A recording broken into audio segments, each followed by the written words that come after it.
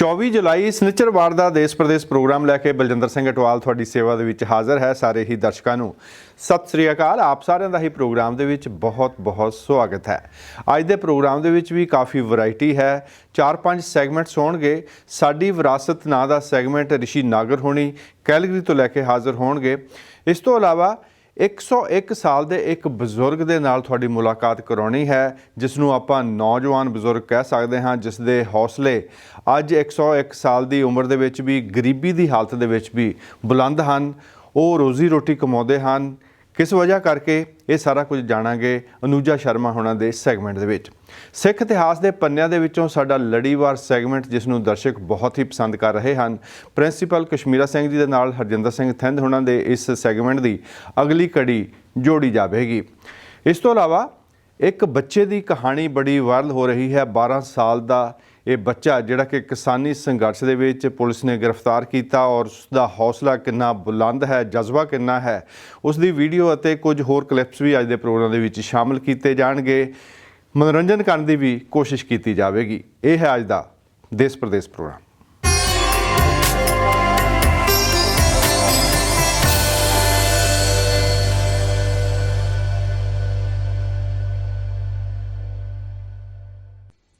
ਦਰਸ਼ਕਾਂ ਦਾ ਇੱਕ ਵਾਰ ਫੇਰ ਸਵਾਗਤ ਹੈ ਜੀ। ਪੰਜਾਬ ਵਿੱਚ ਬਹੁਤ ਸਾਰੇ ਬਾਬਿਆਂ ਨੇ ਤੇ ਬਹੁਤ ਸਾਰੇ ਡੇਰਿਆਂ ਨੇ ਲੋਕਾਂ ਨੂੰ ਆਪਣੇ ਮਗਰ ਲਾਇਆ ਹੋਇਆ।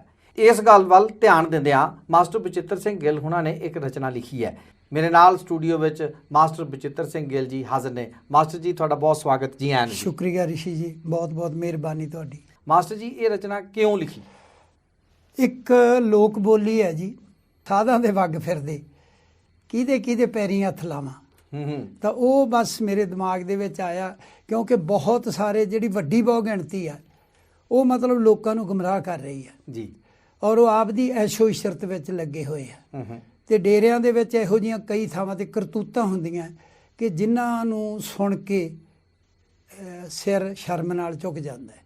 ਉਦੋਂ ਫਿਰ ਮੇਰੇ ਦਿਮਾਗ 'ਚ ਲੋਕ ਬੋਲੀ ਭਾਰੂ ਹੋ ਗਈ ਤੇ ਫਿਰ ਮੈਂ ਉਹਦੇ ਬਾਰੇ 'ਚ ਇੱਕ ਲੰਮਾ ਛੰਦ ਲਿਖਿਆ ਕਵੀਸ਼ਰੀ ਦਾ।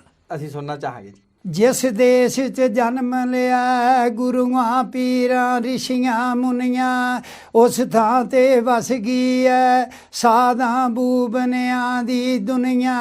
ਰੱਬ ਬਣ ਕੇ ਬਹਿ ਗਏ ਨੇ ਡੇਰੇ ਪੈਰ ਪੈਰ ਤੇ ਖੋਲੇ, ਕਿਸ ਕਿਸ ਨੂੰ ਪੂਜਾਂਗੇ ਫਿਰਦੇ ਹਨ ਸਾਧਾਂ ਦੇ ਟੋਲੇ।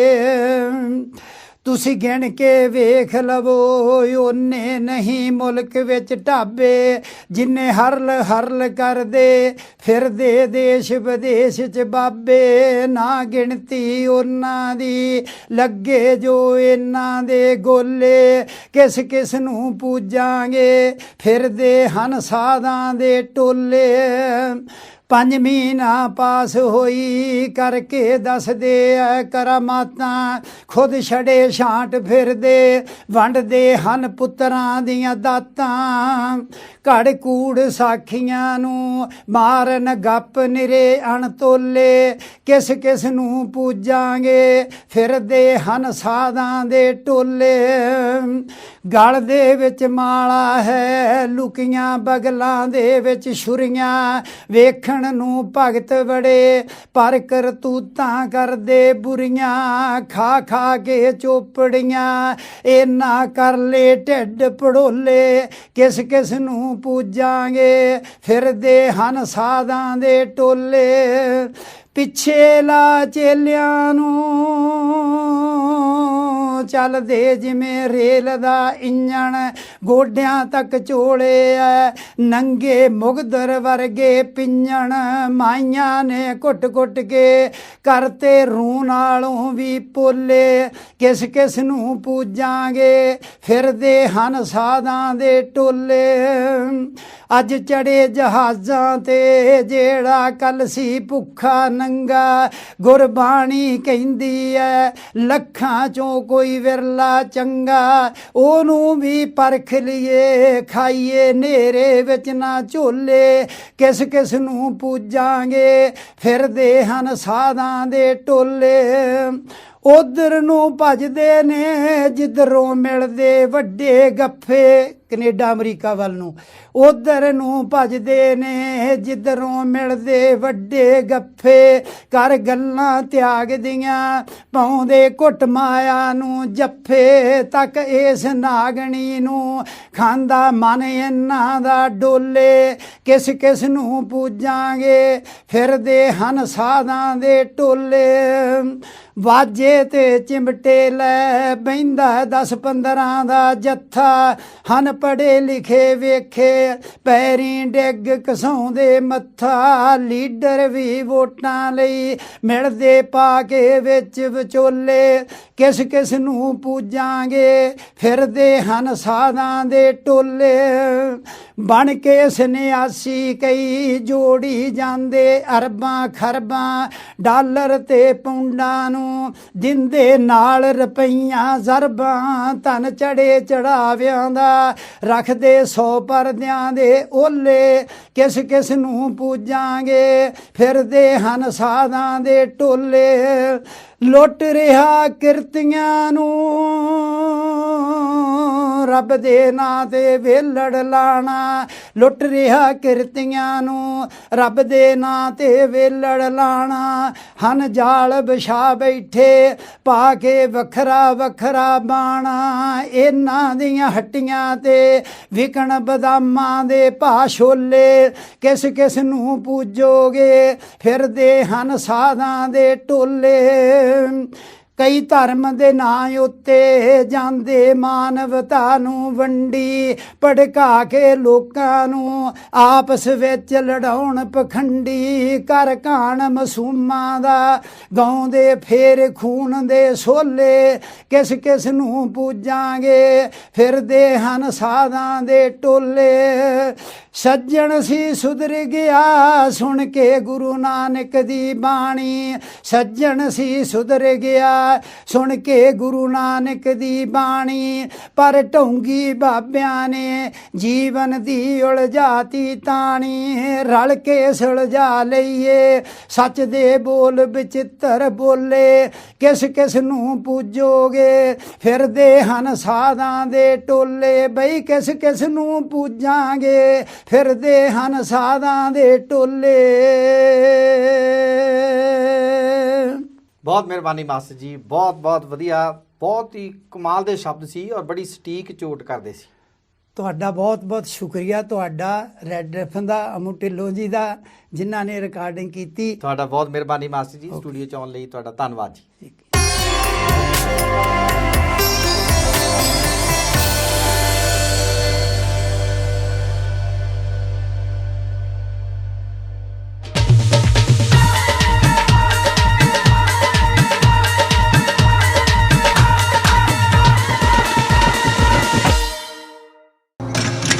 आलू 20 रुपये किलो।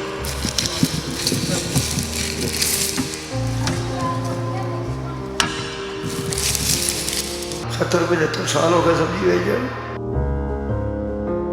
आपकी मर्जी ना कम करूँगा, भावें सारी उम्र करी। जिस दिन मैं मंजी से इतने पै गया उस दिन मैं खत्म हूँ। क्या 200 रुपये बंद कर लो।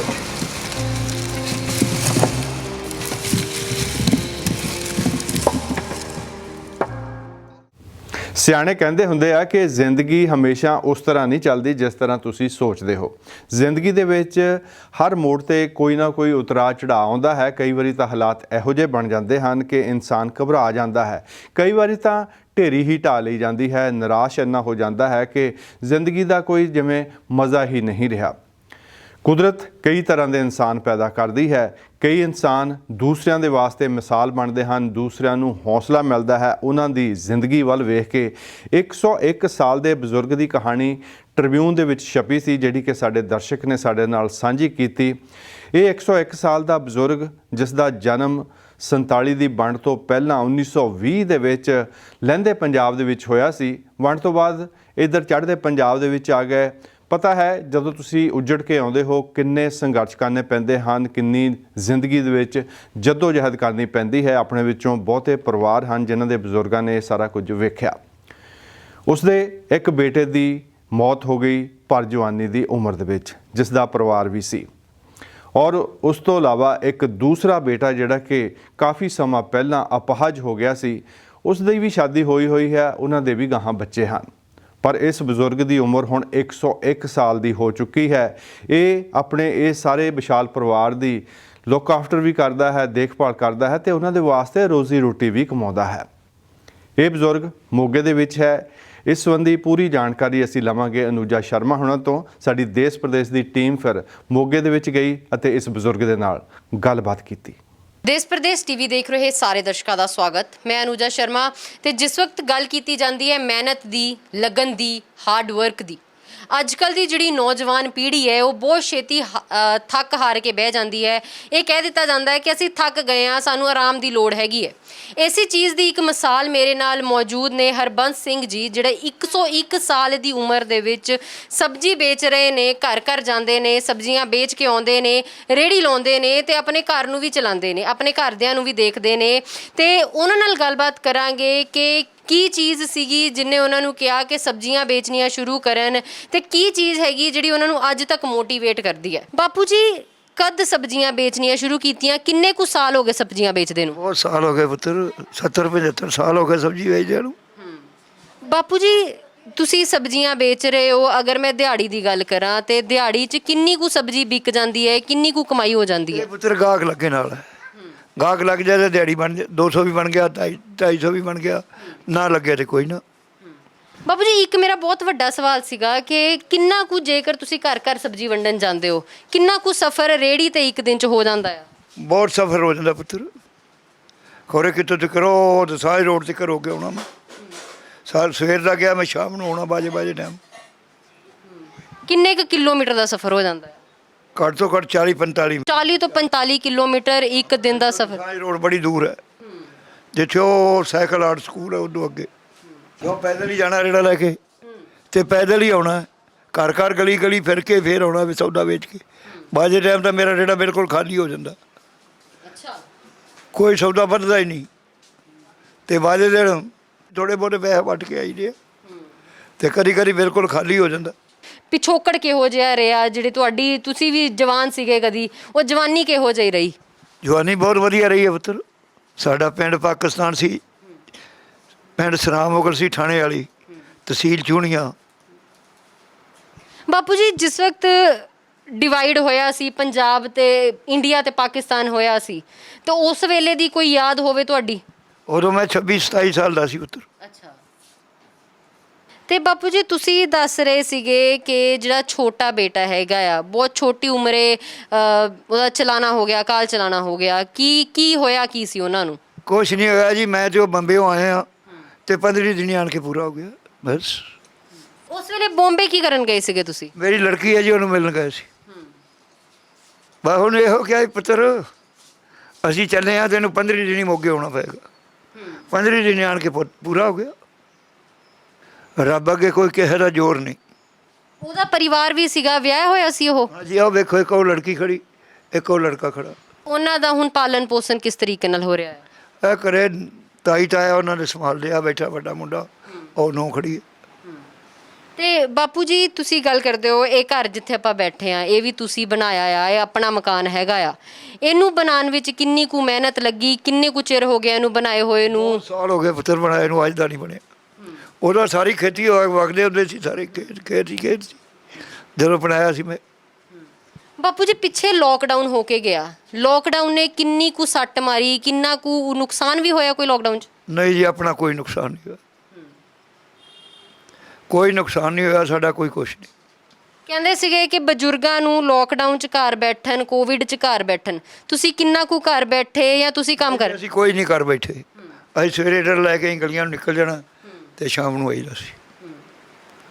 ਤੇ ਜੇਕਰ ਮਿਹਨਤ ਦੀ ਗੱਲ ਕੀਤੀ ਜਾਵੇ, 101 ਸਾਲ ਦੀ ਉਮਰ ਆ, ਕੋਈ ਛੋਟੀ ਉਮਰ ਨਹੀਂ ਹੈਗੀ। ਥਕਾਵਟ ਨਹੀਂ ਹੁੰਦੀ ਕੰਮ ਕਰਦਿਆਂ? ਨਾ, ਕੋਈ ਥਕਾਵਟ ਨਹੀਂ। ਸਾਰੀ ਦਿਹਾੜੀ ਫਿਰ ਕੇ ਤੇ ਸ਼ਾਮ ਨੂੰ ਆਈਦਾ 8 ਵਜੇ। ਕੀ ਚੀਜ਼ ਹੈਗੀ ਹੈ ਜਿਹੜੀ ਤੁਹਾਨੂੰ ਅੰਦਰੋਂ ਕਹਿੰਦੀ ਆ ਕਿ ਹੋਰ ਕੰਮ ਕਰ ਹਰਬੰਸਾ, ਹੋਰ ਕੰਮ ਕਰ? ਇਹ ਮਹਾਰਾਜ ਦੇ ਕਿਰਪਾ ਨਾਲ ਕਰੀ ਜਾਂਦੇ ਆ, ਬੰਦਾ ਕੋਈ ਨਹੀਂ ਕਿਸੇ ਨੂੰ ਕੁਝ ਕਹਿਣ ਜੋਗਾ, ਆਪਦੀ ਮਰਜ਼ੀ ਨਾਲ ਕਰ ਰਹੇ ਹਾਂ। ਜਿਸ ਦਿਨ ਮੈਂ ਮੰਜੀ ਤੇ ਇੱਥੇ ਪੈ ਗਿਆ, ਉਸ ਦਿਨ ਮੈਂ ਖਤਮ ਹੋ ਜਾਊਗਾ ਬਸ।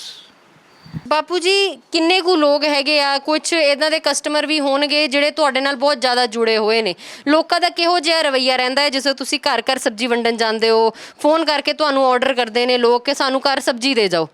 ਬਹੁਤ ਲੋਕ ਆ ਜੀ।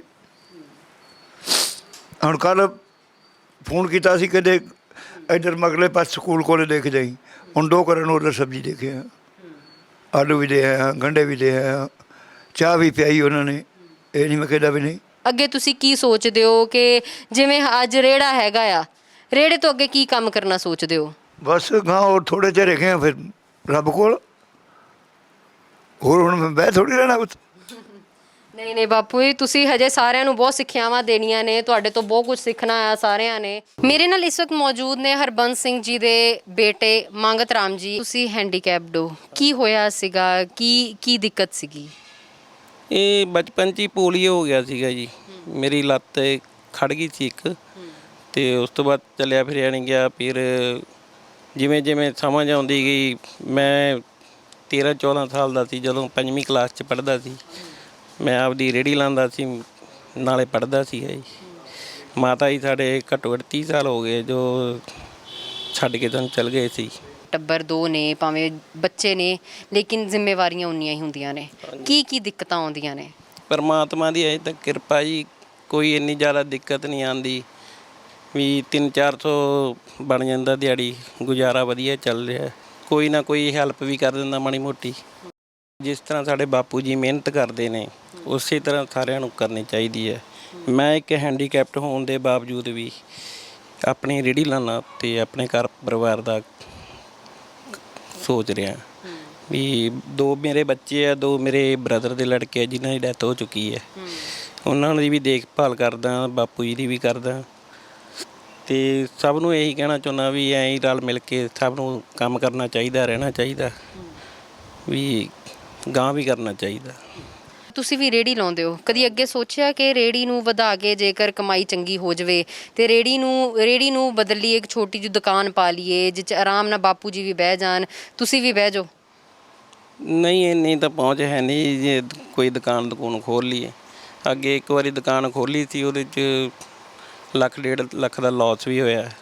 10 ਸਾਲ ਦੁਕਾਨ ਕੀਤੀ ਮੈਂ, ਫਿਰ ਕਰਜ਼ਾਈ ਹੋ ਗਿਆ ਸੀ। ਮੈਂ ਸ਼ਹਿਰ ਛੱਡ ਕੇ ਚਲ ਗਿਆ ਸੀ, ਸਾਲ ਤਰਨ ਸ਼ਹਿਰ ਆ, ਉੱਥੇ ਲਾ ਕੇ ਆਇਆ ਮੈਂ। ਫਿਰ ਉੱਥੋਂ ਫਿਰ ਵਾਪਸ ਆਏ ਆ।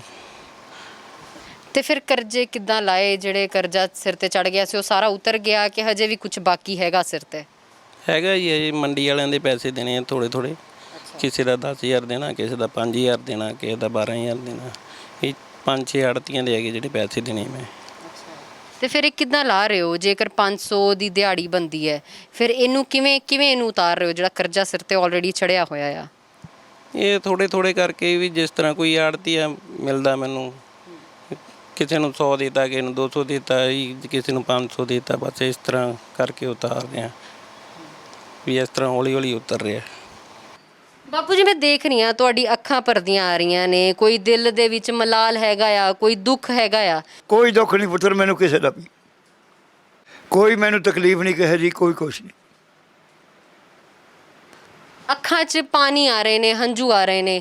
ਕੀ ਚੀਜ਼ ਹੈਗੀ ਜਿਹੜੀ ਅੰਦਰੋਂ ਭਾਵੁਕ ਕਰ ਦਿੰਦੀ ਹੈ ਤੁਹਾਨੂੰ? ਕੁਛ ਨਹੀਂ ਪੁੱਤਰ, ਮੈਨੂੰ ਕਿਸੇ ਨੇ ਕੁਛ ਨਹੀਂ ਕਹਿਣਾ, ਨਾ ਮੈਂ ਕਿਸੇ ਨੂੰ ਕਹਿਣਾ, ਨਾ ਮੈਨੂੰ ਕੁਛ ਕਹਿੰਦਾ। ਬਾਪੂ ਜੀ, ਇੱਕ ਚੀਜ਼, ਜੇਕਰ ਕੋਈ ਤੁਹਾਡੀ ਮਦਦ ਕਰਨਾ ਚਾਹੇ, ਕੋਈ ਤੁਹਾਨੂੰ ਅਪਰੋਚ ਕਰਨਾ ਚਾਹੇ, ਤੁਹਾਡੇ ਤੱਕ ਪਹੁੰਚਣਾ ਚਾਹੇ, ਕਿੱਥੇ ਤੁਹਾਡੇ ਨਾਲ ਸੰਪਰਕ ਕੀਤਾ ਜਾਵੇ, ਤੁਹਾਡੇ ਨਾਲ ਕਿੱਥੇ ਗੱਲਬਾਤ ਕੀਤੀ ਜਾਵੇ, ਇਹ ਵੀ ਦਰਸ਼ਕਾਂ ਨੂੰ ਪਲੀਜ਼? ਜਿੰਨਾ ਚਿਰ ਤਾਂ ਮੈਂ ਘਰੇ ਰਹੂੰਗਾ, ਮੈਂ ਘਰੇ ਆਊਂਗਾ। ਉਸ ਤੋਂ ਮਗਰੋਂ ਆਹ 10 ਨੰਬਰ ਗਲੀ ਹੈ ਜਿੱਥੇ ਅੱਜ ਜਸ਼ਨ ਢਾਬੇ ਵਾਲਾ ਲੰਘ ਕੇ ਆਇਆ ਨਾ ਇੱਧਰੋਂ, ਜਸ਼ਨ ਢਾਬੇ ਵਾਲਾ ਕਹਿੰਦਾ ਸੱਤ, ਇਹਦੇ ਸਾਹਮਣੇ ਡੇਕ ਲੱਗੀ, ਮੈਂ ਉੱਥੇ ਬੈਠਾ ਰਹੂੰਗਾ ਬਸ। ਬਹੁਤ ਬਹੁਤ ਸ਼ੁਕਰੀਆ ਬਾਪੂ ਜੀ ਸਾਡੇ ਨਾਲ ਗੱਲਬਾਤ ਕਰਨ ਲਈ। ਧੰਨਵਾਦ ਜੀ। ਇਹ ਅਸੀਂ ਤੁਹਾਨੂੰ ਜਾਣੂ ਕਰਵਾਇਆ ਹਰਬੰਸ ਸਿੰਘ ਜੀ ਦੇ ਨਾਲ, ਜਿਹੜੇ 101 ਸਾਲ ਦੀ ਉਮਰ ਤੋਂ ਬਾਵਜੂਦ ਸਬਜ਼ੀਆਂ ਵੇਚ ਰਹੇ ਨੇ, ਘਰ ਦੇ ਵਿੱਚ ਕੰਮ ਵੀ ਕਰ ਰਹੇ ਨੇ, ਆਪਣੇ ਬੇਟੇ ਦਾ ਵੀ ਹੱਥ ਵਧਾ ਰਹੇ ਨੇ, ਤੇ ਨਾਲ ਹੀ ਨਾਲ ਜਿਹੜੀ ਹੋਰ ਨੌਜਵਾਨ ਪੀੜ੍ਹੀ ਹੈਗੀ ਹੈ ਉਹਨੂੰ ਵੀ ਹਿੰਮਤ ਦੇ ਰਹੇ ਨੇ ਕਿ ਮਿਹਨਤ ਇਸ ਤਰੀਕੇ ਨਾਲ ਕੀਤੀ ਜਾਣੀ ਚਾਹੀਦੀ ਹੈ। ਭਾਵੇਂ ਪਰਿਵਾਰ ਦੀਆਂ ਜਿੰਨੀਆਂ ਮਰਜ਼ੀਆਂ ਦਿੱਕਤਾਂ ਰਹੀਆਂ ਹੋਣ, ਪੁਰਾਣੇ ਐਕਸਪੀਰੀਐਂਸਿਸ ਕਿਹੋ ਜਿਹੇ ਵੀ ਹੋਣ, ਫਿਰ ਵੀ ਆਪਣੇ ਪਰਿਵਾਰ ਦੇ ਨਾਲ ਪਿੱਲਰ ਵਾਂਗੂ ਡਟ ਕੇ ਖੜੇ ਨੇ ਤੇ ਇਸੇ ਤਰੀਕੇ ਨਾਲ ਅੱਗੇ ਵੀ ਖੜੇ ਰਹਿਣਗੇ। ਅਜਿਹੀ ਗੱਲਾਂ ਕਰਦੇ ਨੇ। ਇਸੇ ਤਰੀਕੇ ਨਾਲ ਹੋਰ ਬਹੁਤ ਸਾਰੇ ਜਿਹੜੀਆਂ ਸਟੋਰੀਜ਼ ਨੇ ਲੋਕਾਂ ਦੇ ਫਲਸਫੇ ਤੁਹਾਡੇ ਤੱਕ ਲੈ ਕੇ ਆਉਂਦੇ ਰਵਾਂਗੇ। ਤਦ ਤੱਕ ਲਈ ਮੈਨੂੰ ਅਨੂਜਾ ਸ਼ਰਮਾ ਨੂੰ ਦਿਓ ਇਜਾਜ਼ਤ। ਨਮਸਕਾਰ।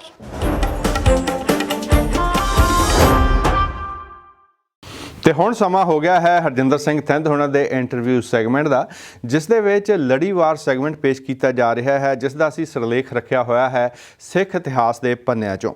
ਪਰ ਪ੍ਰੋਫੈਸਰ ਕਸ਼ਮੀਰਾ ਸਿੰਘ ਜੀ ਵੀ ਕਹਿੰਦੇ ਹੁੰਦੇ ਆ ਕਿ ਇਹ ਸਿਰਫ ਸਿੱਖਾਂ ਦਾ ਇਤਿਹਾਸ ਨਹੀਂ ਹੈ, ਬਲਕਿ ਮਹਾਂ ਪੰਜਾਬ ਦਾ ਇਤਿਹਾਸ ਹੈ, ਜਿਸ ਦੇ ਵਿੱਚ ਸਿੱਖ ਬੇਸ਼ੱਕ ਮੋਹਰੀ ਸਨ, ਉਹਨਾਂ ਨੂੰ ਪੂਰਾ ਸਹਿਯੋਗ ਸੀ ਪੰਜਾਬੀ ਮੁਸਲਮਾਨਾਂ ਦਾ ਵੀ ਤੇ ਪੰਜਾਬੀ ਹਿੰਦੂਆਂ ਦਾ ਵੀ। ਸੋ ਇਹ ਪੰਜਾਬੀਆਂ ਦਾ ਸੰਘਰਸ਼ ਸੀ ਜਿਸ ਦੀ ਰਹਿਨੁਮਾਈ ਜਿਹੜੀ ਹੈ ਸਿੱਖਾਂ ਨੇ ਕੀਤੀ। ਆਓ ਇਸ ਕੜੀ ਨੂੰ ਅੱਗੇ ਤੋਰਦੇ ਹਾਂ।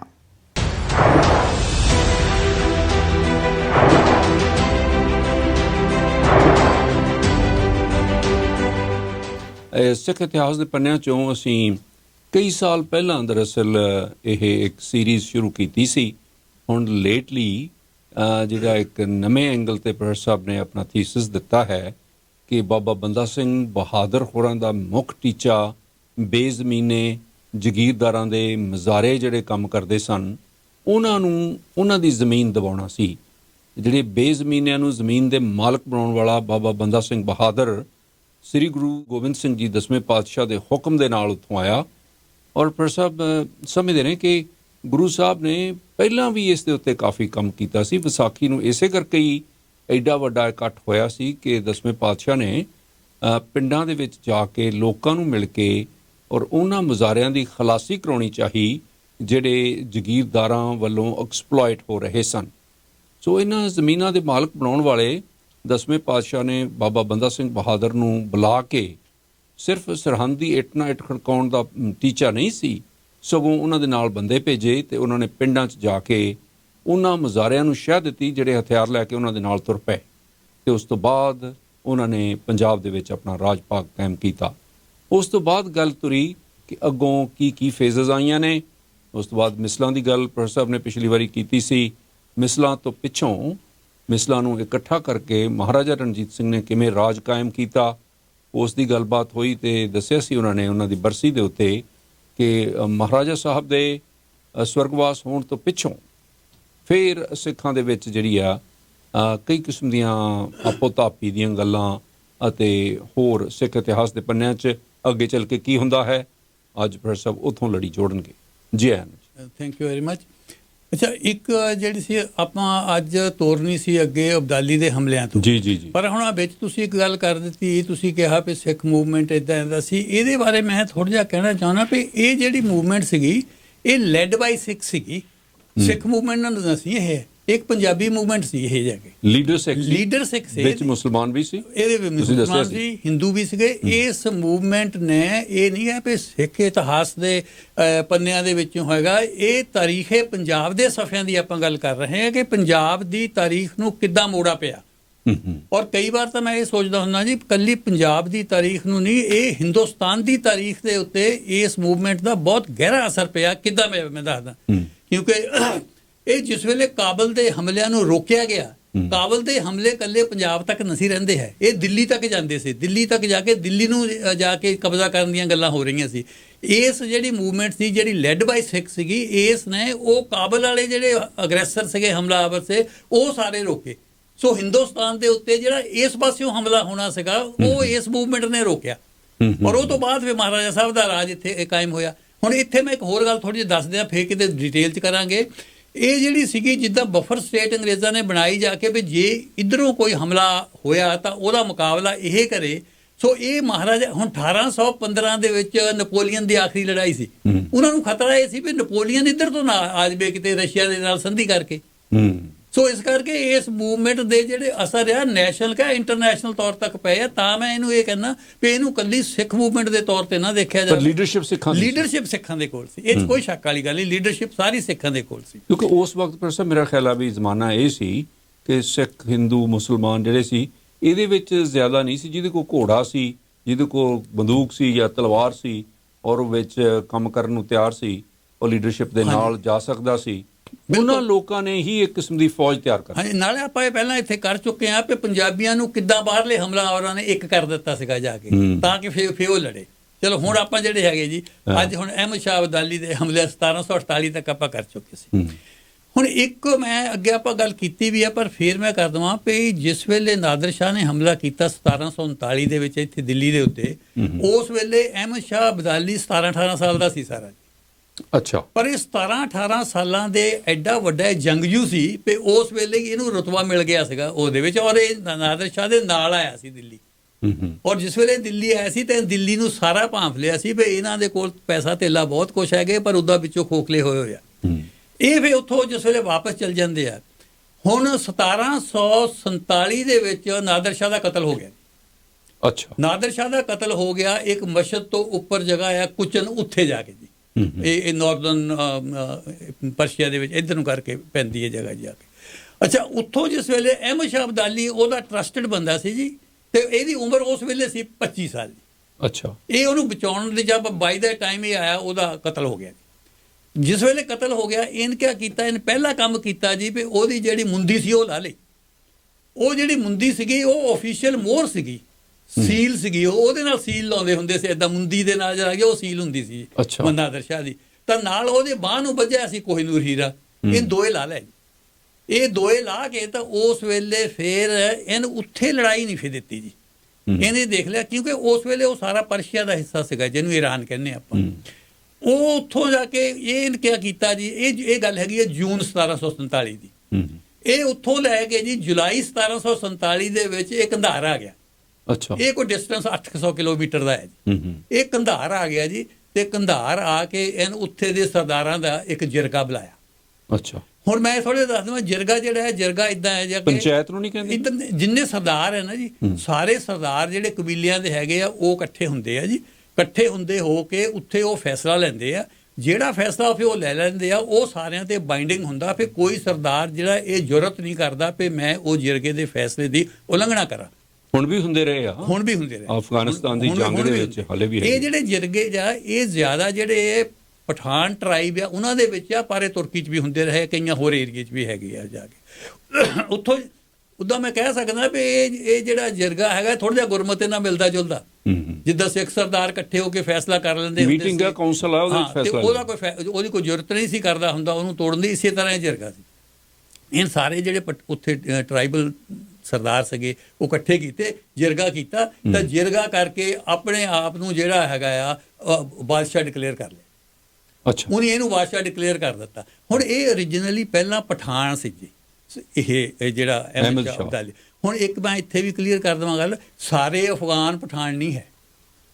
ਸਾਰੇ ਅਫਗਾਨ ਪਠਾਨ ਨਹੀਂ ਹੈ। ਅੱਛਾ। ਹਾਂ, ਉਹਨਾਂ ਦੇ ਵਿੱਚ ਤਾਜਿਕ ਵੀ ਆ, ਉਹਨਾਂ ਵਿੱਚ ਹਜ਼ਾਰੇ ਵੀ ਆ, ਉਹਨਾਂ 'ਚ ਉਜ਼ਬੇਕ ਵੀ ਆ, ਉਹਨਾਂ 'ਚ ਤੁਰਕ ਵੀ ਹੈਗੇ ਆ, ਤੇ ਉਹਨਾਂ 'ਚ ਪਸ਼ਤੂਨ ਵੀ ਆ। ਇਹ ਪਖਤੂਨ ਕਹਾਉਂਦੇ ਆ, ਪਖਤੂਨ ਜਾਂ ਪਸ਼ਤੂਨ। ਇਹ ਜ਼ਿਆਦਾ ਇਲਾਕਾ ਉਹ ਆ ਜਿਹੜਾ ਪਾਕਿਸਤਾਨ ਦੇ ਨਾਲ ਲੱਗਦਾ, ਉੱਪਰੋਂ ਨਾਰਥ ਤੋਂ ਲੈ ਕੇ ਹੇਠਾਂ ਕੰਧਾਰ ਤੱਕ। ਵੈਸੇ ਮੈਂ ਤਾਂ ਆਪਣੇ ਸੁਣਨ ਵਾਲਿਆਂ ਦੀ ਨੌਲੇਜ ਲਈ ਦੱਸਦਾ ਜਾਂ ਪੁੱਛਣਾ ਚਾਹੁੰਦਾ ਤੁਹਾਨੂੰ ਵੀ ਪਠਾਨ ਜਿਹੜੇ ਆ ਇਹ ਜ਼ਿਆਦਾ ਲੜਨ ਭਿੜਨ ਵਾਲੇ, ਤਕੜੇ ਤੇ ਉੱਤਮ ਸਮਝੇ ਗਏ ਆ ਦੂਜਿਆਂ 'ਚੋਂ? ਇਹ ਜ਼ਿਆਦਾ ਜਿਹੜੇ, ਇਹ ਤੁਹਾਡੀ ਗੱਲ ਠੀਕ ਹੈ ਜੀ, ਇਹ ਜ਼ਿਆਦਾ ਜਿਹੜੇ ਹੈਗੇ ਆ ਜੰਗਜੂ ਜ਼ਿਆਦਾ ਗਿਣੇ ਜਾਂਦੇ ਆ ਜੀ, ਜ਼ਿਆਦਾ ਗਿਣੇ ਜਾਂਦੇ ਆ। ਹੁਣ ਵੀ ਜਿਹੜੇ ਹੈਗੇ ਆ, ਹੁਣ ਵੀ ਜਿੱਦਾਂ ਕਹਿ ਲਓ ਨਿਤ ਕਰੇ ਜੰਗ, ਹੁਣ ਵੀ ਕਾਬਲ ਦੇ ਜੰਮੇ ਨੂੰ ਮਿਤ ਮੁਹਿੰਮਾਂ ਇਦਾਂ ਚੱਲਦੇ। ਖੈਰ ਉੱਥੇ ਉਹਨੂੰ ਡਿਕਲੇਅਰ ਕਰ ਲਿਆ ਜੀ ਆਪਣੇ ਆਪ ਨੂੰ। ਹੁਣ ਜੁਲਾਈ ਦੇ ਵਿੱਚ, ਹੁਣ ਮੈਂ ਇੱਕ ਗੱਲ ਹੋਰ ਦੱਸ ਦੇਵਾਂ ਜਾ ਕੇ ਜੀ, ਇਹ ਹਜ਼ਰਤ ਜਨਾਬ ਕਾਇਦੇ ਆਜ਼ਮ ਮੁਹੰਮਦ ਅਲੀ ਜਿਨਾਹ ਸਾਹਿਬ ਨੇ 1947 ਦੇ ਵਿੱਚ ਪਾਕਿਸਤਾਨ ਬਣਾਇਆ। ਅਹਿਮਦ ਸ਼ਾਹ ਅਬਦਾਲੀ ਨੇ 1747 ਦੇ ਵਿੱਚ ਅਫਗਾਨਿਸਤਾਨ ਬਣਾਇਆ। ਅਫਗਾਨਿਸਤਾਨ ਦਾ ਬਾਨੀ ਅਹਿਮਦ ਸ਼ਾਹ ਅਬਦਾਲੀ ਹੈ ਜੀ। ਅੱਛਾ। ਪਹਿਲਾਂ ਕੀ ਨਾਮ ਸੀ? ਪਹਿਲਾਂ ਜਿਹੜਾ ਸੀ ਇਹ ਸਾਰਾ ਹੀ ਜਿਹੜਾ ਸੀ ਇਹ ਖੁਰਾਸਾਨ ਦਾ ਇਲਾਕਾ ਪਰਸ਼ੀਆ ਦਾ ਹਿੱਸਾ ਸੀਗਾ। ਇਹ ਸਾਰਾ ਹੀ ਜਿਹੜਾ ਇਲਾਕਾ ਸੀ ਇਹਨੂੰ ਉਧਰ ਨਹੀਂ ਗਿਆ, ਇਸ ਪਾਸੇ ਆ ਕੇ ਇਹ ਡਿਕਲੇਅਰ ਕਰ ਦਿੱਤਾ ਵੀ ਅਫਗਾਨਿਸਤਾਨ ਆ, ਇਹ ਜੀ ਸਾਡਾ ਇਲਾਕਾ ਆ। ਸੋ ਅਫਗਾਨਿਸਤਾਨ ਦੀ ਜੇ ਉਹਦੀ ਡੇਟ ਆਫ ਬਰਥ ਰੱਖਣੀ ਹੋਵੇ ਤਾਂ 1747, 200 ਸਾਲ ਪਾਕਿਸਤਾਨ ਦੇ ਬਣਨ ਤੋਂ ਪਹਿਲਾਂ ਆਪਾਂ ਰੱਖ ਸਕਦੇ ਹਾਂ। ਅੱਛਾ। ਔਰ ਉਹਦਾ ਬਾਨੀ ਜਿਹੜਾ ਸੀਗਾ ਉਹ ਅਹਿਮਦ ਸ਼ਾਹ ਅਬਦਾਲੀ ਸੀ। ਹੁਣ ਅਹਿਮਦ ਸ਼ਾਹ ਅਬਦਾਲੀ ਉਸ ਵੇਲੇ ਜੀ 4000 ਬੰਦਾ ਸੀ ਉਹਦੇ ਨਾਲ, ਪਰ ਸੀਗੇ ਬੜੇ ਤਕੜੇ ਜੰਗਜੂ ਜਿਹਦੇ ਫਾਈਟਰ ਸੇ ਪੂਰੇ ਜਾ ਕੇ। ਉੱਥੋਂ ਜਾ ਕੇ ਕੰਧਾਰ ਹੈਗਾ ਅਫਗਾਨਿਸਤਾਨ ਦੇ ਸਾਊਥ ਵਿੱਚ, ਉੱਥੋਂ ਫਿਰ ਆਪੇ ਮੂਵ ਕੀਤਾ, ਗਜ਼ਨੀ ਦੇ ਰਾਹੀਂ ਕਾਬਲ ਵੱਲ ਨੂੰ ਆ ਗਿਆ। ਹੁਣ ਤੁਸੀਂ ਇੱਕ ਸਪੀਡ ਦੇਖੋ ਜੀ ਬੰਦੇ ਦੀ, ਤੁਸੀਂ ਇਹ ਦੇਖੋ ਵੀ ਜੁਲਾਈ ਦੇ ਵਿੱਚ ਉਹ ਕੰਧਾਰ ਆ, ਕੰਧਾਰ ਦੇ ਵਿੱਚ ਹੈਗਾ, ਤੇ ਉਹ ਜਾ ਕੇ ਦਸੰਬਰ ਦੇ ਵਿੱਚ ਉਹਨੂੰ ਖੈਬਰ ਪਾਸ ਕਰ ਲਿਆ ਜੀ। ਗਜ਼ਨੀ ਪਾਰ ਕੀਤੀ, ਕਾਬਲ ਆਇਆ, ਕਾਬਲ ਤੋਂ ਉੱਧਰ ਖੈਬਰ ਦੇ ਰਾਹੀਂ ਪਿਸ਼ਾਵਰ ਆ ਗਿਆ ਜੀ ਦਸੰਬਰ ਦੇ ਵਿੱਚ। ਉਹਨੇ ਦੇਖ ਲਿਆ ਜਾ ਕੇ ਜੀ ਵੀ ਆਹ ਜਿਹੜੀ ਮੇਰੀ ਫੌਜ ਆ, ਜੇ ਮੈਂ ਵਧਾਉਣਾ ਆ, ਮੇਰੇ ਕੋਲ ਇੰਨੇ ਪੈਸੇ ਹੈ ਨਹੀਂ ਜਾ ਕੇ ਵੀ ਮੈਂ ਇਸ ਫੌਜ ਨੂੰ ਮੇਨਟੇਨ ਕਰ ਸਕਾਂ ਜਾ ਕੇ। ਫਾਈਟਰ ਬਹੁਤ ਤਕੜੇ ਆ, ਜੰਗਜੂ ਬਹੁਤ ਤਕੜੇ ਆ, ਪਰ ਉਹਦੇ ਲਈ ਪੈਸੇ ਚਾਹੀਦੇ। ਤਨਖਾਹੀ ਫੌਜ ਸੀ, ਤਨਖਾਹੀ ਬਹੁਤ ਸੀ, ਨਾਲ ਇਹ ਵੀ ਸੀ ਜੇ ਲੁੱਟ ਲਿਆ ਤਾਂ ਤੁਹਾਡਾ ਹਿੱਸਾ ਮਿਲੂਗਾ, ਉਹ ਵੀ ਅਟਰੈਕਸ਼ਨ ਹੁੰਦੀ ਸੀ ਜਾ ਕੇ। ਸੋ ਉਹਨੂੰ ਉੱਥੋਂ ਫੈਸਲਾ ਇਹ ਕਰ ਲਿਆ ਜਾ ਕੇ ਵੀ ਮੈਂ ਜਿਸ ਵੇਲੇ ਨਾਦਰ ਸ਼ਾਹ ਨਾਲ ਗਿਆ ਸੀਗਾ ਤਾਂ ਉੱਥੇ ਪੈਸਾ ਬਹੁਤ ਸੀਗਾ ਦਿੱਲੀ ਦੇ ਵਿੱਚ, ਨਾਦਰ ਸ਼ਾਹ ਨੇ ਕਾਫੀ ਲੁੱਟਿਆ, ਪਰ ਫਿਰ ਵੀ ਬਹੁਤ ਮਨੀ ਸੀ ਉੱਥੇ ਵੀ ਉੱਥੇ ਹਮਲਾ ਕੀਤਾ ਜਾਵੇ, ਦਿੱਲੀ ਤੇ ਹਮਲਾ ਕੀਤਾ ਜਾਵੇ ਫੌਜ ਨੂੰ ਮੇਨਟੇਨ ਕਰਨ ਲਈ। ਉੱਥੇ ਫੌਜ ਉਹਨਾਂ ਦੀ ਮਾੜੀ ਆ, ਪੈਸਾ ਉਹਨਾਂ ਕੋਲ ਜ਼ਿਆਦਾ ਆ। ਅੱਛਾ, ਉਹ ਜਾ ਕੇ ਜੀ ਉਹ ਪਾਸ ਕਰ ਲਿਆ, ਸਮਝੋ ਪਿਸ਼ਾਵਰ ਪਹੁੰਚ ਗਿਆ। ਪਿਸ਼ਾਵਰ ਤੋਂ ਮੇਰਾ ਖਿਆਲ ਕਾਬਲ ਦਾ ਡਿਸਟੈਂਸ ਕੋਈ 300 ਕਿਲੋਮੀਟਰ। ਜਿਸ ਵੇਲੇ ਪਿਸ਼ਾਵਰ ਆ ਗਿਆ ਜੀ, ਹੁਣ ਇੱਧਰ ਦੀ ਸਥਿਤੀ ਦੇਖੋ, ਮੈਂ ਦੱਸਦਾ ਜੀ ਲਾਹੌਰ ਦੀ ਕੀ ਸਥਿਤੀ ਸੀ। ਲਾਹੌਰ ਉਸ ਵੇਲੇ ਜਿਹੜਾ ਗਵਰਨਰ ਸੀਗਾ ਜੀ ਉਹ ਸ਼ਾਹ ਨਵਾਜ਼ ਸੀ।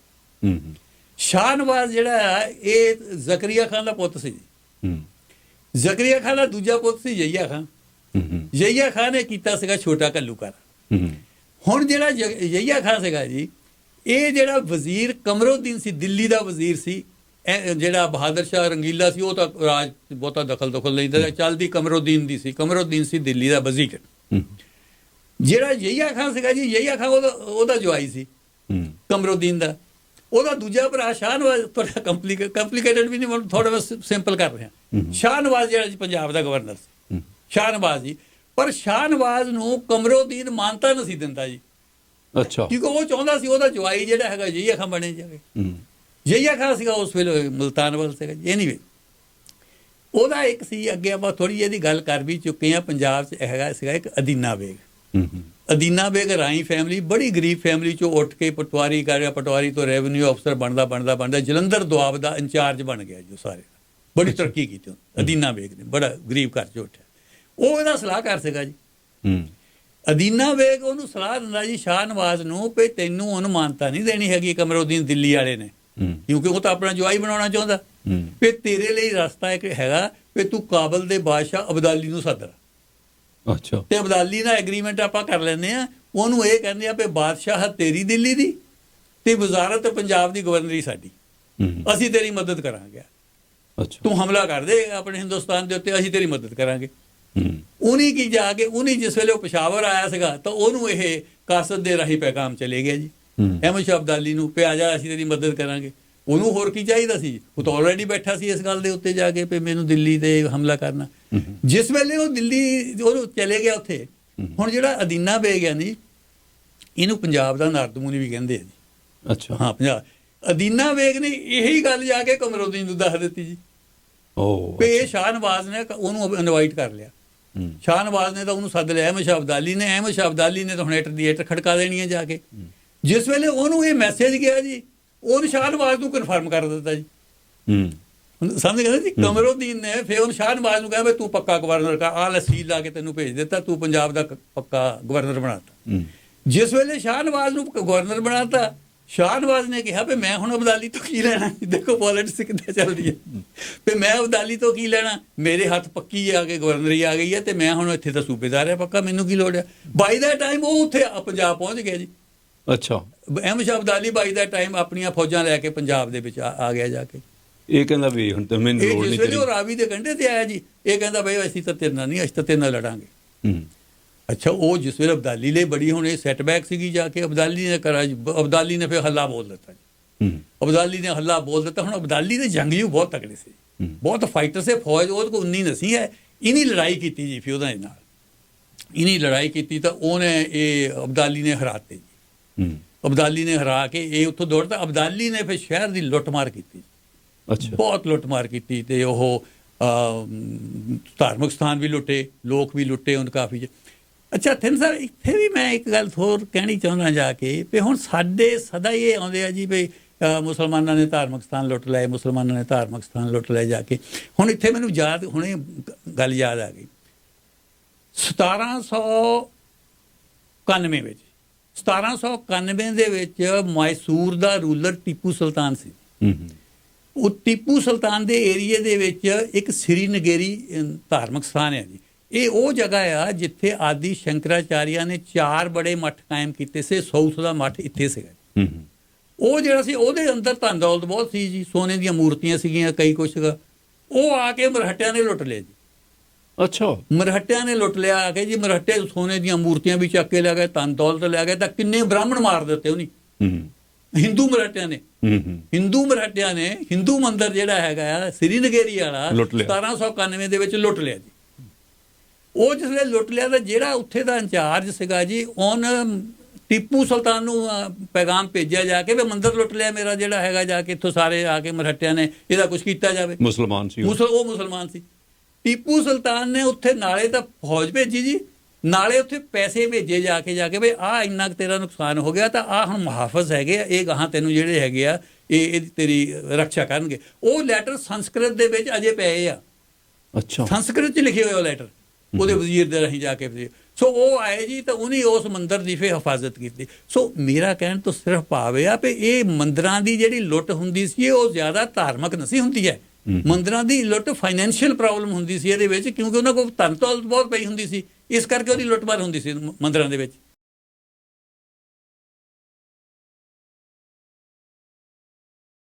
1992 ਤੋਂ ਵਿਜ਼ਨ ਟੀਵੀ ਤੇ ਤੁਸੀਂ ਵੇਖਦੇ ਆ ਰਹੇ ਹੋ ਪ੍ਰੋਗਰਾਮ ਦੇਸ਼ ਪ੍ਰਦੇਸ਼। ਧਾਰਮਿਕ, ਸਮਾਜਿਕ, ਰਾਜਨੀਤਿਕ ਸੈਗਮੈਂਟਸ ਦੇ ਨਾਲ-ਨਾਲ ਪਰਿਵਾਰਕ ਗੀਤ, ਸੰਗੀਤ ਅਤੇ ਮਨੋਰੰਜਨ ਦਾ ਗੁਲਦਸਤਾ। ਹਰ ਸ਼ਨੀਵਾਰ ਦੀ ਸ਼ਾਮ 6 ਵਜੇ ਪੈਸੀਫਿਕ ਅਤੇ 9 ਵਜੇ ਈਸਟਰਨ। ਦੇਸ਼ ਪ੍ਰਦੇਸ਼। ਪੰਜਾਬ ਦੇ ਇਤਿਹਾਸ ਦੀ ਗੱਲ ਕਰ ਲਓ, ਪੰਜਾਬ ਦੇ ਸੱਭਿਆਚਾਰ ਦੀ ਗੱਲ ਕਰ ਲਓ, ਪੰਜਾਬੀ ਵਿਰਸੇ ਦੀ ਗੱਲ ਕਰ ਲਓ। ਬੜਾ ਅਮੀਰ ਵਿਰਸਾ ਹੈ ਸਾਡਾ। ਪੰਜਾਬੀ ਕਿਰਤ ਕਰਨ ਦੇ ਵਾਸਤੇ ਮਸ਼ਹੂਰ ਹਨ, ਅਣਖੀ ਲੋਕ ਹਨ, ਬਹਾਦਰ ਸੂਰਬੀਰ ਹਨ ਔਰ ਆਪਣੇ ਹੱਕ ਹਲਾਲ ਦੀ ਦਸਾਂ ਨੋਹਾਂ ਦੀ ਕਿਰਤ ਕਰਕੇ ਮਾਣ ਮਹਿਸੂਸ ਕਰਦੇ ਹਨ। ਕਿੰਨੀ ਤਰੱਕੀ ਕੀਤੀ ਪੰਜਾਬ ਨੇ। ਗ੍ਰੀਨ ਰੈਵੋਲੂਸ਼ਨ ਜਿਹੜਾ ਹੈ ਮਿਹਨਤ ਤੋਂ ਬਿਨਾਂ ਨਹੀਂ ਆ ਗਿਆ ਔਰ ਅੱਜ ਉਂਗਲਾਂ ਚੁੱਕੀਆਂ ਜਾਂਦੀਆਂ ਹਨ ਕਿ ਇਹ ਜਿਹੜੇ ਕਿਸਾਨੀ ਮੋਰਚੇ ਦੇ ਵਿੱਚ ਹਨ, ਇਹ ਤਾਂ ਕਿਸਾਨ ਹੀ ਨਹੀਂ ਹਨ, ਇਹ ਤਾਂ ਅੱਤਵਾਦੀ ਹਨ। ਇਹਨਾਂ ਦੇ ਕੋਲ ਪੈਂਟਾਂ ਕਮੀਜ਼ਾਂ ਕਿੱਥੋਂ ਆ ਗਈਆਂ? ਇਹ ਤਾਂ ਸੂਟਡ ਬੂਟਡ ਹਨ। ਇਹਨਾਂ ਦੇ ਕੋਲ ਇੰਨੀਆਂ ਵਧੀਆ ਗੱਡੀਆਂ ਕਿੱਥੋਂ ਆ ਗਈਆਂ? ਭਲਿਓ ਮਾਨਸੋ, ਕਿਸੇ ਤੋਂ ਮੰਗ ਕੇ ਤਾਂ ਨਹੀਂ ਲਿਆਂਦੀਆਂ। ਇਹਨਾਂ ਦੇ ਕਾਰੋਬਾਰ ਦੇਖੋ, ਕਿਸ ਪ੍ਰੋਫੈਸ਼ਨ ਦੇ ਵਿੱਚ ਇਹ ਨਹੀਂ ਹਨ, ਪੜ੍ਹੇ ਲਿਖੇ ਨਹੀਂ ਹਨ, ਜੱਜ ਹਨ, ਵਕੀਲ ਹਨ। ਕਿਹੜਾ ਪ੍ਰੋਫੈਸ਼ਨ ਹੈ ਜਿਸ ਦੇ ਵਿੱਚ ਇਹਨਾਂ ਨੇ ਕਾਮਯਾਬੀਆਂ ਨਹੀਂ ਹਾਸਲ ਕੀਤੀਆਂ? ਦੇਸ਼ਾਂ ਵਿਦੇਸ਼ਾਂ ਦੇ ਵਿੱਚ ਜਾ ਕੇ ਵੀ ਨਾਮਣਾ ਖੱਟਿਆ ਹੈ ਔਰ ਪ੍ਰਦੇਸ਼ਾਂ ਦੇ ਵਿੱਚੋਂ ਵੀ ਜਾ ਕੇ ਪੰਜਾਬ ਦੀ ਪੂਰੀ ਸਪੋਰਟ ਪੰਜਾਬੀਆਂ ਨੇ ਕੀਤੀ, ਜਿਸ ਦਾ ਪ੍ਰਮਾਣ ਸਾਡੇ ਸਾਹਮਣੇ ਹੈ। ਹੁਣ ਕਿਸਾਨੀ ਮੋਰਚੇ ਦੇ ਵਿੱਚ ਕਹਿ ਦਿੱਤਾ ਜਾਂਦਾ ਜੀ ਕਿ ਇਹਨਾਂ ਦੇ ਕੋਲ ਇਹ ਗੱਡੀਆਂ ਕਿੱਥੋਂ ਆ ਗਈਆਂ, ਇਹ ਤਾਂ ਪੈਂਟ ਸੂਟ ਪਾਈ ਫਿਰਦੇ ਆ, ਇਹ ਤਾਂ ਹੈ ਹੀ ਨਹੀਂ ਕਿਸਾਨ, ਇਹ ਤਾਂ ਅੱਤਵਾਦੀ ਆ, ਇਹ ਤਾਂ ਬਾਹਰਲੀ ਸ਼ਹਿਰ ਇੱਥੇ ਕੰਮ ਕਰ ਰਹੇ ਹੋ। ਭਲਿਓ ਮਾਨਸੋ, ਪੰਜਾਬ ਦਾ ਸੱਭਿਆਚਾਰ ਪੰਜਾਬੀਆਂ ਨੂੰ ਗੌਰਵ ਹੈ। ਪੰਜਾਬੀ ਜਿੱਥੇ ਮਿਹਨਤ ਕਰਦੇ ਹਨ, ਆਪਣੀ ਖੁਸ਼ਹਾਲ ਜ਼ਿੰਦਗੀ ਜਿਉਣ ਦੇ ਵਿੱਚ ਵੀ ਆਪਣੀ ਖੁਸ਼ਹਾਲ ਜ਼ਿੰਦਗੀ ਜਿਉਣਾ ਵੀ ਜਾਣਦੇ ਹਨ, ਆਪਣੀਆਂ ਸੁੱਖ ਸਹੂਲਤਾਂ ਨੂੰ ਵੀ ਮੰਨਣਾ ਜਾਣਦੇ ਹਨ। ਪੰਜਾਬੀਆਂ ਦਾ ਤਾਂ ਗੀਤ ਸੰਗੀਤ ਪ੍ਰਦੇਸ਼ਾਂ ਦੇ ਵਿੱਚ ਵੀ ਗਿਆ। ਤੁਸੀਂ ਪੰਜਾਬੀਆਂ ਦੇ ਕੋਲ ਗੱਡੀਆਂ ਦੀਆਂ ਗੱਲਾਂ ਕਰਦੇ ਹੋ, ਪੰਜਾਬ ਦੇ ਵਿੱਚ ਆ ਕੇ ਤਾਂ ਦੂਸਰੇ ਸੂਬਿਆਂ ਤੋਂ ਜਿਹੜੀ ਲੇਬਰ ਹੈ, ਜਿਨ੍ਹਾਂ ਨੂੰ ਅਸੀਂ ਭਈਏ ਵੀ ਕਹਿ ਦਿੰਦੇ ਹਾਂ, ਉਹ ਵੀ ਆਪਣੀ ਖੁਸ਼ਹਾਲ ਜ਼ਿੰਦਗੀ ਬਤੀਤ ਕਰ ਰਹੇ ਹਨ। ਜਦੋਂ ਉਹਨਾਂ ਦੀ ਲੇਬਰ ਲਿਆਂਦੀ ਜਾਂਦੀ ਹੈ ਖੇਤਾਂ ਦੇ ਵਿੱਚ, ਤਾਂ ਕਈ ਵਾਰੀ ਉਹ ਬੱਸਾਂ 'ਤੇ ਆਉਂਦੇ ਹਨ, ਕਈ ਵਾਰੀ ਉੱਥੇ ਰਸਤੇ ਨਹੀਂ, ਟਰੈਕਟਰ ਟਰੈਲੀਆਂ 'ਤੇ ਲਿਜਾਏ ਜਾਂਦੇ ਹਨ। ਅਤੇ ਹੁਣ ਤਾਂ ਇੱਕ ਹੋਰ ਬਹੁਤ ਵੱਡੀ ਮਿਸਾਲ ਤੁਹਾਨੂੰ ਦਿਖਾਉਂਦੇ ਹਾਂ ਕਿ ਇੱਕ ਕਿਸਾਨ ਦੇ ਭਈਏ ਵੀ, ਉਹਨਾਂ ਦੀ ਜਿਹੜੀ ਲੇਬਰ ਹੈ ਉਹ ਹੈਲੀਕਾਪਟਰ ਦੇ ਰਾਹੀਂ ਜਿਹੜੀ ਖੇਤਾਂ ਦੇ ਵਿੱਚ ਲਿਆਂਦੀ ਜਾ ਰਹੀ ਹੈ। ਅਤੇ ਜਿੱਥੇ ਇਹ ਲੋਕ ਜਿਹੜੇ ਮਿਹਨਤ ਕਰਦੇ ਹਨ, ਝੋਨਾ ਲਾਉਂਦੇ ਹਨ ਅਤੇ ਨਾਲ ਚਮਕੀਲਾ ਵੀ ਗਾਉਂਦੇ ਹਨ।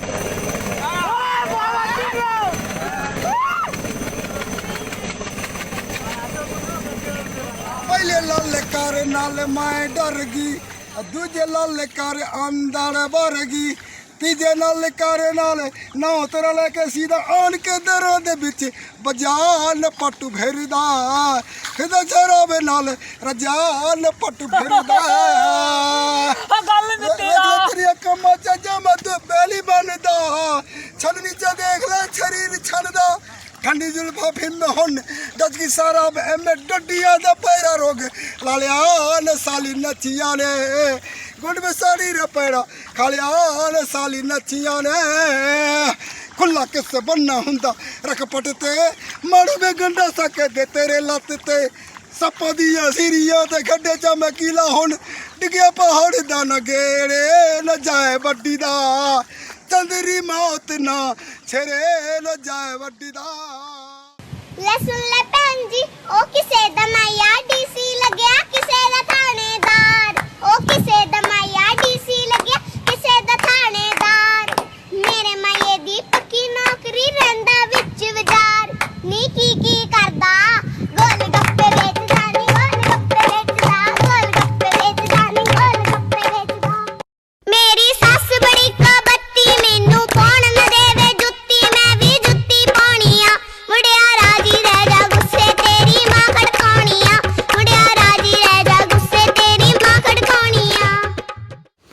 ਇਹ ਤਾਂ ਸੀ ਕੁਝ ਮਨੋਰੰਜਨ ਤੇ ਹੁਣ ਪ੍ਰੋਗਰਾਮ ਦੇ ਵਿੱਚ ਇੱਕ ਵਾਰੀ ਫਿਰ ਪੰਜਾਬੀਆਂ ਦੇ ਹੌਸਲੇ ਦੀ ਦਲੇਰੀ ਦੀ ਗੱਲ ਕਰਦੇ ਹਾਂ। ਕਿਸਾਨੀ ਸੰਘਰਸ਼ ਜਿਹੜਾ ਹੈ ਇਹ ਆਪਣੇ ਆਪ ਦੇ ਵਿੱਚ ਇੱਕ ਮਿਸਾਲ ਹੈ। ਲੋਕ ਜਾਗਰੂਕ ਹੋ ਰਹੇ ਹਨ। ਪੰਜਾਬ ਹਰਿਆਣਾ ਇਕੱਠੇ ਹੋ ਗਏ ਹਨ, ਰਾਜਸਥਾਨ ਤੇ ਯੂਪੀ ਨਾਲ ਆ ਰਲਿਆ ਹੈ, ਹੋਰ ਸੂਬੇ ਵੀ ਜਾਗਰੂਕ ਹੋ ਰਹੇ ਹਨ ਤੇ ਨਾਲ ਸਹਿਯੋਗ ਦੇ ਰਹੇ ਹਨ। ਪੰਜਾਬ ਦੇ ਵਿੱਚ ਤਾਂ ਬਿਲਕੁਲ ਭਾਜਪਾ ਦਾ ਕੋਈ ਫੰਕਸ਼ਨ ਨਹੀਂ ਹੋਣ ਦਿੱਤਾ ਜਾਂਦਾ।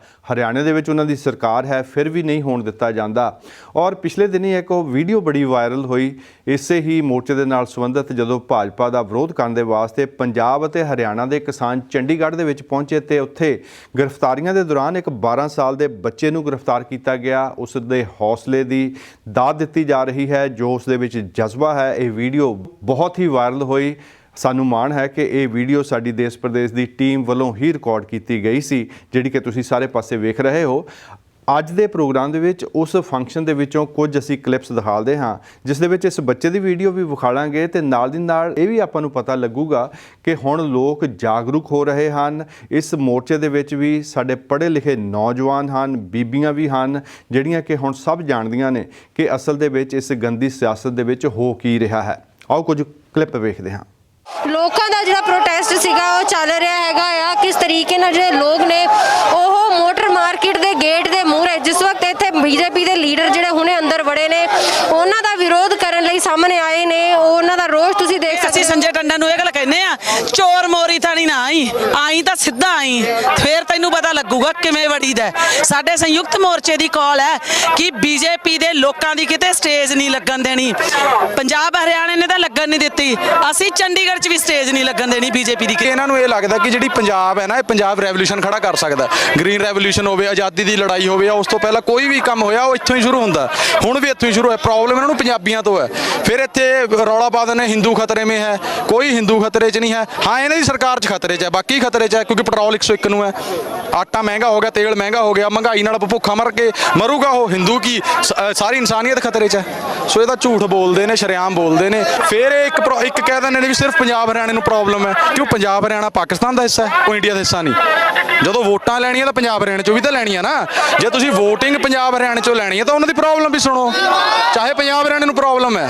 ਪਰ ਹੈ ਤਾਂ ਮਸਲਾ ਸਾਰਿਆਂ ਦਾ ਹੀ ਹੈ। ਇਹ ਤਾਂ ਗੁੰਮਰਾਹ ਕਰਨ ਦੀ ਸਾਰੀ ਇਹਨਾਂ ਦੀ ਸਕੀਮਸ ਹੁੰਦੀਆਂ, ਹੋਰ ਕੁਝ ਨਹੀਂ ਹੈ। ਗੱਲ ਕੀ ਸੀ ਕਿ ਅੱਜ ਤੋਂ ਪਹਿਲਾਂ ਸਾਡੇ ਜਿਹੜੇ ਬਜ਼ੁਰਗ ਸੀ ਉਹ ਥੋੜੇ ਜਿਹਾ ਅਨਪੜ੍ਹ ਹੋਣ ਕਰਕੇ ਇਹਨਾਂ ਦੀ ਇਸ ਚੀਜ਼ਾਂ ਨੂੰ ਸਮਝ ਨਹੀਂ ਸੀ ਪਾਉਂਦੇ।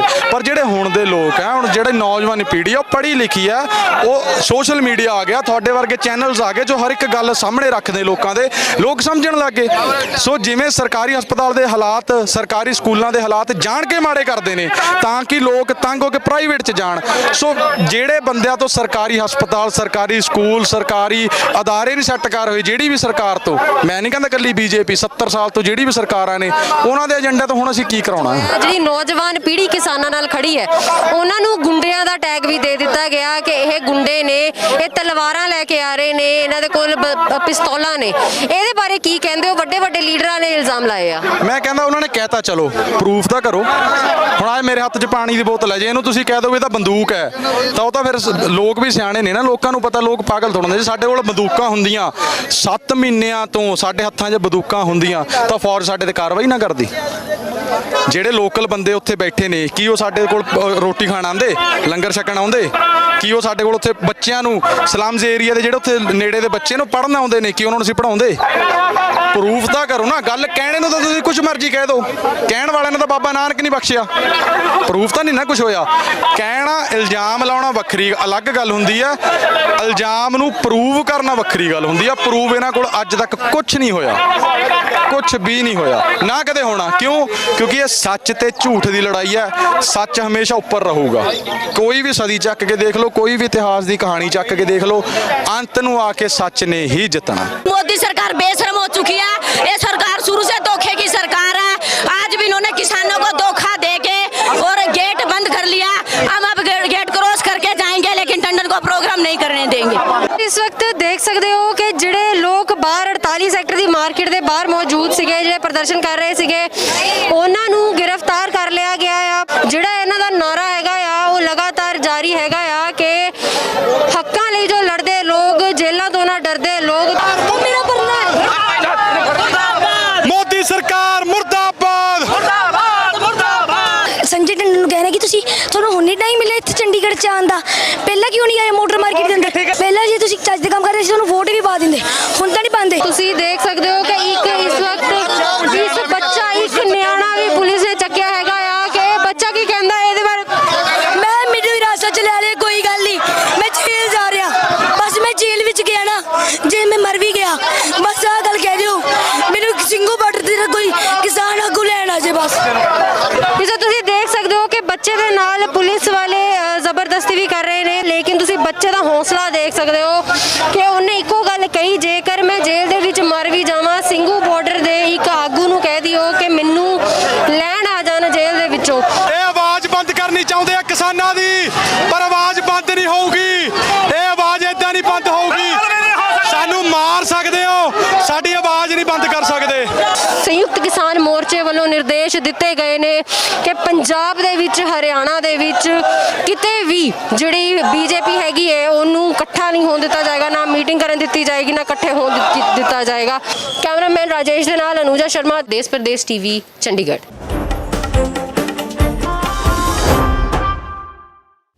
ਤੁਸੀਂ ਵੇਖਦੇ ਹੋ ਕਿ ਲੋਕਾਂ ਦੇ ਵਿੱਚ ਕਿੰਨਾ ਉਤਸ਼ਾਹ ਹੈ, ਕਿੰਨਾ ਜੋਸ਼ ਹੈ, ਜਜ਼ਬਾ ਹੈ, ਪਰ ਗੋਦੀ ਮੀਡੀਆ ਇਸ ਸੰਘਰਸ਼ ਦੀ ਇਸ ਵੇਲੇ ਕੋਈ ਗੱਲ ਹੀ ਨਹੀਂ ਕਰ ਰਿਹਾ, ਜਿਵੇਂ ਇਹ ਸੰਘਰਸ਼ ਖਤਮ ਹੋ ਚੁੱਕਾ ਹੋਵੇ। ਪਰ ਤੁਸੀਂ ਵੇਖਦੇ ਹੋ ਕਿ ਕਿਸਾਨਾਂ ਦਾ ਵੀ ਇਹੀ ਕਹਿਣਾ ਹੈ ਕਿ ਇਹ ਸੰਘਰਸ਼ ਜਿੱਤ ਤੱਕ ਜਾਰੀ ਰਹੇਗਾ ਜਦ ਤੱਕ ਇਹ ਤਿੰਨੇ ਕਾਲੇ ਕਾਨੂੰਨ ਵਾਪਸ ਨਹੀਂ ਹੁੰਦੇ, ਕਿਉਂਕਿ ਲੋਕ ਜਿਹੜੇ ਹਨ, ਆਮ ਜਨਤਾ ਵੀ ਹੈ, ਉਹ ਸਮਝਣ ਲੱਗ ਪਈ ਹੈ ਕਿ ਇਹ ਸਿਰਫ ਕਿਸਾਨੀ ਸੰਘਰਸ਼ ਨਹੀਂ ਹੈ, ਸਾਰੇ ਹੀ ਇਸ ਤੋਂ ਅਫੈਕਟ ਹੋਣਗੇ, ਇਸ ਤੋਂ ਪ੍ਰਭਾਵਿਤ ਹੋਣਗੇ। ਆਓ ਪ੍ਰੋਗਰਾਮ ਦੇ ਆਖਰ ਦੇ ਵਿੱਚ ਇਸੇ ਦੇ ਨਾਲ ਸੰਬੰਧਿਤ ਇੱਕ ਗੀਤ ਦੀ ਟੁਕੜੀ ਵੇਖਦੇ ਹਾਂ, ਜਿਸ ਦੇ ਨਾਲ ਹੀ ਹੋ ਜਾਵੇਗੀ ਪ੍ਰੋਗਰਾਮ ਦੀ ਸਮਾਪਤੀ। ਬਲਜਿੰਦਰ ਸਿੰਘ ਅਟਵਾਲ ਨੂੰ ਅਗਲੇ ਹਫ਼ਤੇ ਤੱਕ ਇੱਥੇ ਹੀ ਇਜਾਜ਼ਤ ਦਿਓ। ਸਤਿ ਸ੍ਰੀ ਅਕਾਲ। ਮਹਿਲ ਇਹਨਾਂ ਲਈ ਕਿਉਂ ਹੁੰਦੇ, ਕਿਉਂ ਤੱਤੀਆਂ ਸੜਕਾਂ ਲੋਕਾਂ ਲਈ। ਅਸੀਂ ਫੇਰ ਦੁਬਾਰਾ ਨਹੀਂ ਬਣਨਾ ਵੋਟਾਂ ਜੋਕਾਂ ਲਈ। ਭੇਡਾਂ ਬਣ ਕੇ ਮੁੱਲ ਨਹੀਂ ਪੈਣਾ ਇਹ ਇਨਸਾਨੀ ਜਾਮਿਆਂ ਦਾ। ਗਿੱਲ ਰੌਂਤਿਆ ਤੱਕ ਤੇ ਪਲਟ ਦਿੰਦਾ ਜਦ ਖੂਨ ਖੌਲ ਜੇ ਕਾਮਿਆਂ ਦਾ। ਜਦ ਖੂਨ ਖੌਲ ਜੇ ਕਾਮਿਆਂ ਦਾ। ਤੁਸੀਂ ਵੀ ਝੰਡਾ ਇੱਕ ਕਰ ਲੋ ਬਾਪੂ, ਸੁਣ ਲੋ ਗੱਲ ਜ਼ਮੀਰਾਂ ਦੀ। ਮਾਂ ਮਿੱਟੀ ਦਾ ਮਸਲਾ